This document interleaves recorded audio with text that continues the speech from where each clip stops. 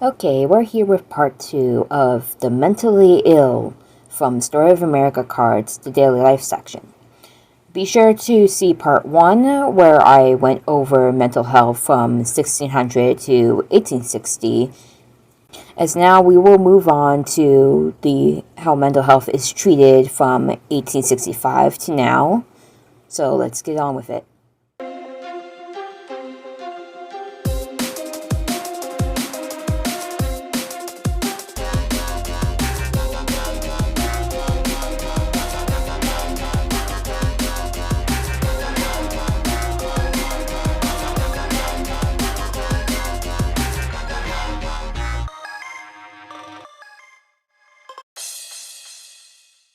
Among the many negative results of the bloody Civil War were the thousands of cases of nervous disorders suffered by soldiers on both sides.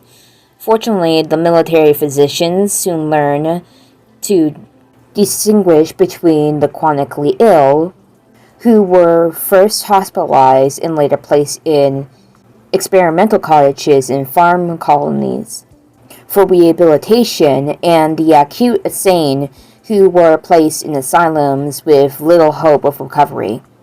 By the 1890s, such progressive treatment programs as these had been dropped, however, because of the increasing numbers of patients. Accommodations grew scarce, and superintendents were even more burdened by omissive details. Although many healthcare professionals were concerned about this situation, the transition to the modern concept of mental health was effected in large part by a patient, Clifford W. Beers. Beers, a college student in the early 1900s who became increasingly depressed when his brother was diagnosed as epileptic. Fearing epilepsy himself, he attempted to off himself.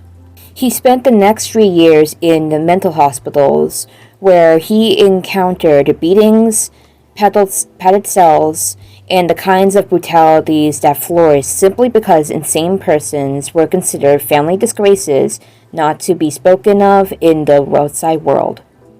Beers emerged from his cruel experiments with a lifelong curse, which he outlined in a popular book called A Mind That Found Itself, 1908. Psychologist William James wrote an introduction that supported Beers' plea for nationwide child counseling programs. Present-day mental health principles were supported through religious and educational counseling. And adult law enforcement programs designed to research juvenile delinquents whose programs stem from mental illness. New dimensions of the program were uncovered during World War II, when 39% of all Army recruits were rejected for some form of mental illness. Today, 1 in 3 hospital beds is occupied by a patient with mental illness, with the federal government now supports major programs for training and research. Then again, I am reading from a card that was printed in 1980, so this may have changed. But during the 1970s, a New York television program exposed filth, neglect, and hopelessness of inmates in one local institution. That being, I think it's talking about this part about I think it's talking about the asylum called Letchworth Village. I looked it up it had a 1972 documentary where it was led by Gualdo Rivera and ABC News. And I know Ghost Adventures visited the location. I just wanted to add that in. I don't know if that's exactly the location it's mentioning, but with the card and how it says, it definitely matches up with being in the 1970s New York program that exposed this one local institution. As a result, new legislation attempted once more to assure proper community mental health facilities in the form of private homes bought or leased by the state in each town. These are small numbers of mental patients live with a professional staff in an environment that closely resembles a normal home. There are a lot of methods, so I'll share them here to make this longer a bit. Pharmacotherapy is a therapy that uses pharmacal drugs.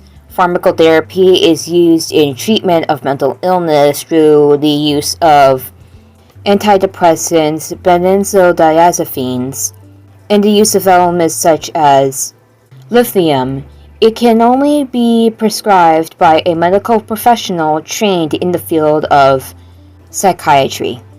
Physical activity is for some people. Physical exercise can improve mental as well as physical health. Playing sports, walking, cycling, or doing any form of physical activity triggers the production of various hormones, sometimes including endorphins, which can elevate a person's mood. Studies have shown that in some cases, physical activity can help the same impact as antidepressants when treating depression and anxiety. Over more cessation of physical exercise may have adverse effects on some mental health conditions such as depression and anxiety. This could lead to many different negative outcomes such as obesity, skewed body image, lower levels of certain hormones, and many more health risks associated with mental illness. Activity therapies are also called recreation therapy and occasional therapy. Prompting healing through active engagement. An example of occupational therapy would be promoting an activity that improves daily life, such as self-care or improving hobbies. Similarly, recreational therapy focuses on movements such as walking, yoga, or riding a bike. Expressive therapies, or creative arts therapies, are a form of psychotherapy that involves the arts or art making. These therapies include art therapy, music therapy, drama therapy, dance therapy, and pottery therapy. It has been proven that music therapy is an effective way of helping people with mental health disorder. Drama therapy is approved by NICE for the treatment of psychosis. Psychotherapy is the general term for the scientific-based treatment of mental health issues. Based on the modern medicine, it includes a number of schools such as a Gestalt therapy, psychoanalysis, cognitive behavioral therapy, psychedelic therapy, transpersonal psychology, psychotherapy, and dialectical behavioral therapy. Group therapies involve any type of therapy that takes place in a setting involving multiple people.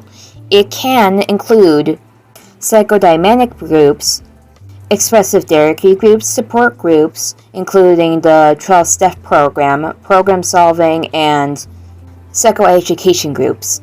Self-compassion is, according to Neff, self-compassion consists of three main positive components and their negative components: self-kindness versus self-detriment, common humanity versus isolation, and mindfulness versus over-identification. Furthermore, this is evidence from the study by Shin and Lin suggesting specific components of self-compression can predict specific dimensions of positive mental health, emotional, social, and psychological well-being. Social-emotional learning is the collaborative for the academic social-emotional learning, also known as CASEL, addresses 5 boards of interrelated areas of competence and highlights examples for each: self-awareness, self-management, social awareness, relationships, skills, and responsible decision-making. Meditation is a practice of mindfulness meditation that has several potential mental health benefits, such as bringing about reductions in depression, anxiety, and stress. Mindfulness meditation may also be effective in treating substance use of disorders. Mental fitness is a mental health movement that encourages people to initially regulate and maintain their emotional well-being through friendship, regular human contact, and activities that include meditation, calming exercises, antibiotic exercise, mindfulness, having a routine, and maintaining equitable sleep, mental fitness is intended to build resilience against everyday mental health challenges to prevent an escalation of anxiety, depression, and suicidal intention, and help them cope with the escalation of those feelings if they occur. Spiritual counselors meet with people in need of effort, comfort, and support, and to help them gain a better understanding of their issues and develop a problem-solving relation with spirituality. These types of counselors deliver care based on spiritual, psychological, and theoretical principles. Also, not theoretical, I meant theological. And that is for mental health. I hope this is informative and that you liked the 2 parts. Yeah, when going through this, I am glad I didn't live during these eras. I do have mental illness myself, one of them I know being anxiety, but that's all I'm gonna say on that. To tell you what, I'll be working on the next for this series. I'll talk about vigilantes and folk medicine. So anyway, see you next time.